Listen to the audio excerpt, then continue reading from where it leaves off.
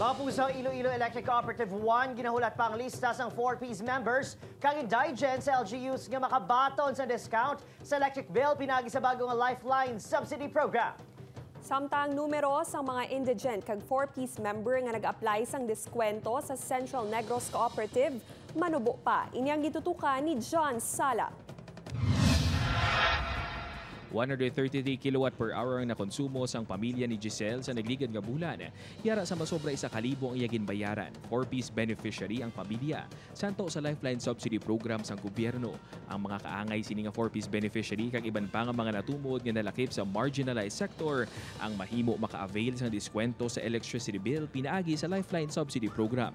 Santo sa implementing rules and regulations sang RA 11552, ang mga natumod nga beneficiaryo nga nagakonsumo sang 0 to 20 kilowatt per hour ang wala na sang bayaran. 50% discount naman para sa 21 to 50 kilowatt per hour. 35% naman para sa 51 to 70 kilowatt per hour. Kag 20% discount para sa 71 to 100 kilowatt per hour. Ang problema si Giselle, wala pa makaparehistro sa programa. Matipid-tipid na mapatay ito na isang ref. Nagdayon na ng electric fan, dancer, bilog, gini siya nga adlaw kung ano. Kaya yung bata ko nga daan mo, kainit. Ang manubo nga turnout sang registration sa programa ang gitumod man nga rason sang ERC, DOE kag DSWD nga ipaiway anay ang pag-implementar sini tubtob Setyembre 1. Santo sa datos, sa target nga 45 million 4-piece beneficiary sa pungsod, yara pa lang sa masobra 12,000 ang nakaparehistro.